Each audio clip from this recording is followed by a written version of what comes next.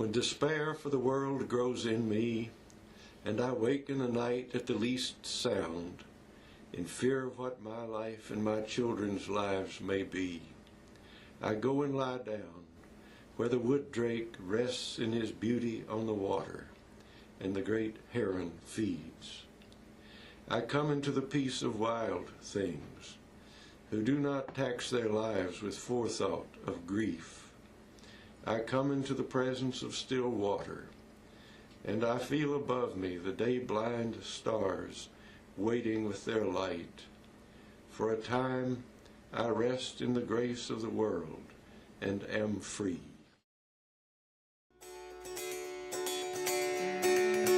On a long lazy morning in pastures of green, the sun on the rivers, wind in your mane, with your love beside you to help you along. Soon you'll be growing up strong. Yeah, Kentucky really has some of the most amazing scenery,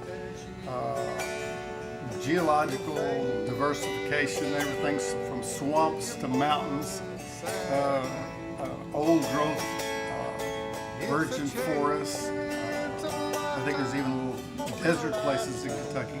But having traveled out west and everything, there's some of the most exciting and amazing scenery in Kentucky as there is anywhere if people just take time to do it. You've got your good strong four seasons, good diversity of colleges, universities, travel, recreational state parks is just second to none. So what I'm saying, when you take Natural Bridge, the Cumberland Falls, Pine Mountains, the Carter Cave State Parks, and you actually look at the people that live around them, you still see a lot of that Appalachian culture. This park is one of the oldest state parks in the Commonwealth. It was one of the original 4 that was created in 1926 and opened to the public. In addition to Natural Bridge, you have over 150 arches in the region. It and Cumberland Falls are your most visited state resort parks in the system. It's estimated that we can have as many as 750,000 people visit this region and the Red River Gorge every year. Since I'm not from the area, it was very interesting to see a lot of European people, Asian people that come here to climb, that will stay with us, bring entire families. There's a significant number of people that are Canadian that come through these parks, so it's not just Kentucky.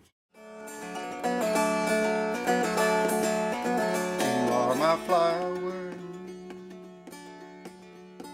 I think there's a real need to preserve that historical value. A tremendous amount of art and crafting, even from colonial times here in Kentucky. Kentuckians seem to be very aware of the fragility of their environment and the loss of Appalachian culture. People in my world of architectural history are very aware of just how quickly those traditions can get lost, and they appreciate them.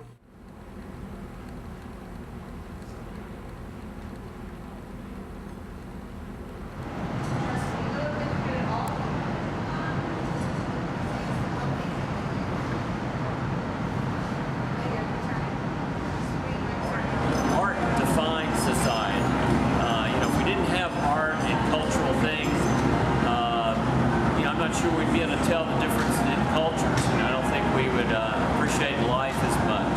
So I think a culture is really defined by its arts.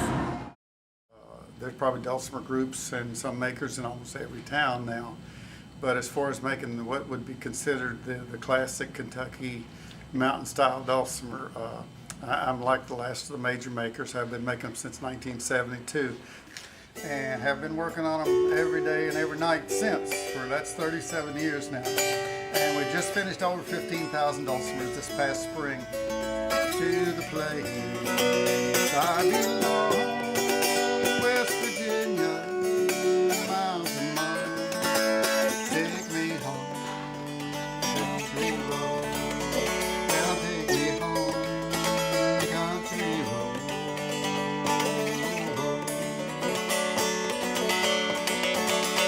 I enjoy, what makes my living, what I do with a willing hand.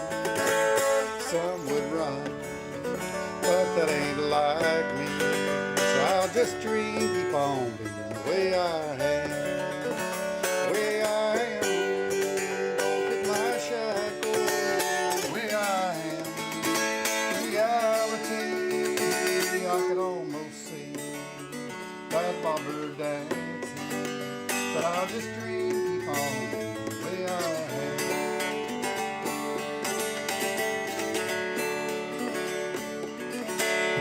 Yeah, fun time.